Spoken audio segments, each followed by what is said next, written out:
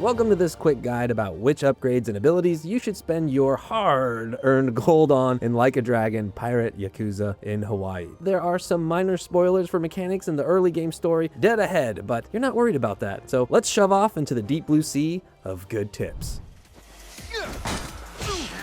Number 1, max health and attack boost.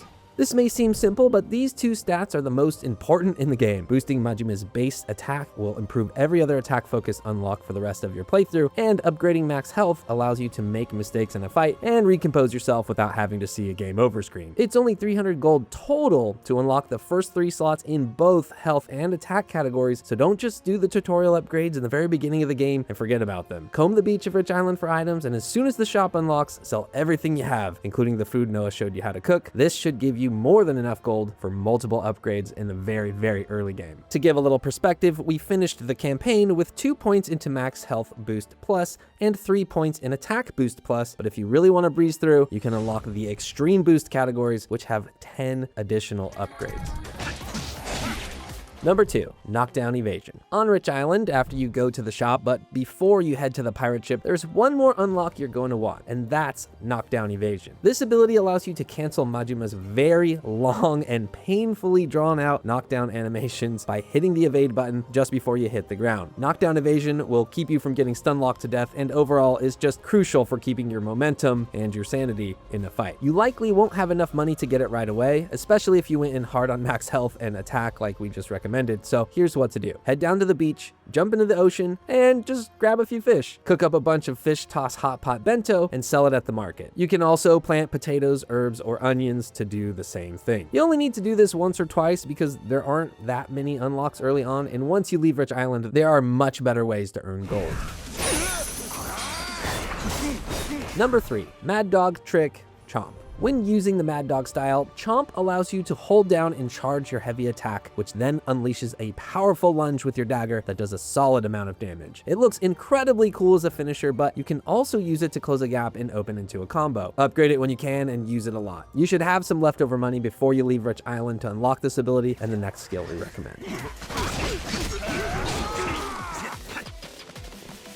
Number 4, Mad Dog Trick Savage. Savage allows you to quickly deal damage without having to know a complicated combo or heat action condition. Stack up bonus damage with normal light attacks and then mash your heavy attack button rapidly to unleash a flurry of blade swipes. The Savage ability does a good amount of damage and is great for bosses and heavy enemies. Number 5, Quick Step Strike. After leaving Rich Island, you'll need to sail around for a bit to earn some reputation points in order to unlock Quick Step Strike. This ability allows you to stun lock and knock down enemies after a well-timed quick step. It's important for quickly creating high damage opportunities or creating a brief pause in the action for you to slip away. Number 6, More Majima. More Majima summons an additional Majima doppelganger when using the Mad Kennel ability. Having an extra clone, of course, adds more damage output, but also can help with crowd control. 1 point in More Majima is more than enough to get through the game, but a second will absolutely melt bosses in large crowds. Number 7, Sea Dog skill, Catch and Slash. Your Mad Dog style should be pretty beefed up by now, so it's time to balance things out and add some points into the Sea Dog style. The first is Catch and Slash, which allows you to catch your cutlass mid-combo and continue fighting. This is really a quality of life upgrade that allows you to chain combos together. It's a crucial tool for your kit. Number 8, Sea Dog skill, Charge and Shoot. Once you play far enough into the story, the next 3 skills will become available to you. As soon as you unlock the gun near the beginning of Chapter 2, set your sights on the Charge and Shoot unlock. The gun becomes incredibly more effective because you can charge it up for more damage and a wider spread. It's great for crowd control and finishing off that enemy that's just a little too far away.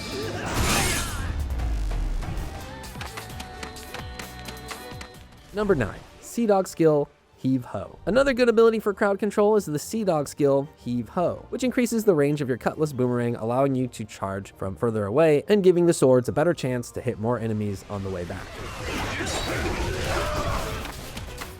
Number 10, Chain Readiness. One tip we've talked about before in another guide is making sure to try and rush through Chapter 2 to quickly unlock the hook. Once you do, unlock Chain Readiness so that Majima can throw out the hook quicker. This unlock will help keep you from being harassed by ranged enemies or being interrupted when trying to flee a crowded area.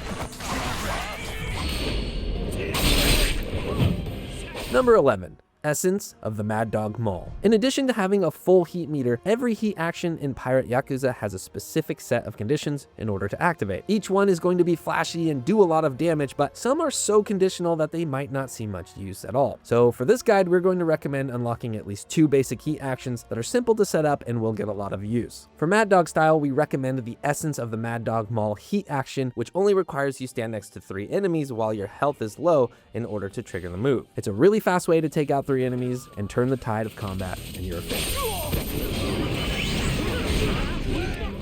Number 12, Essence of Piracy, Rain of Blood. Another great heat action for crowd control is Rain of Blood. While facing at least 5 enemies, charge up a pistol shot all the way and then tap heavy attack. A barrage of gunfire is unleashed, clearing the field. This heat action goes a very long way for how cheap it is to unlock.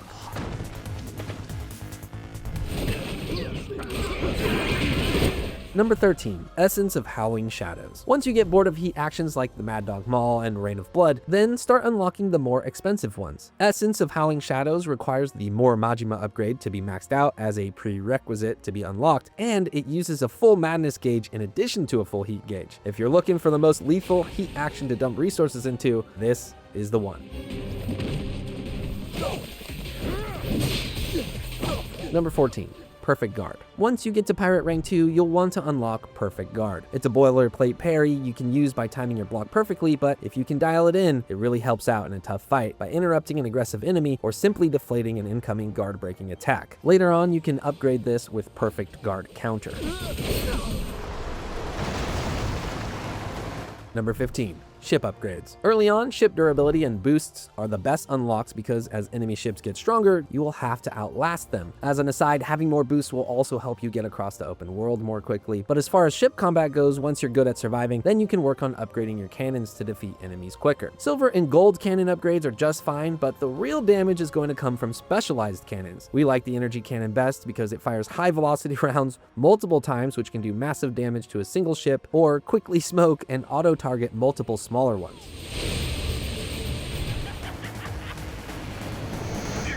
Number 16. Crew unlocks. For crew space, only unlock as many spots as you have pirates or that you feel you need. You will certainly want to cover all the deck positions, but you won't need a full crew until much later in the game. And even then, you could probably squeak by without. One benefit to maxing out crew space though is being able to level multiple pirates at once, and having strong pirates with different class traits is going to help immensely towards the end of your adventure.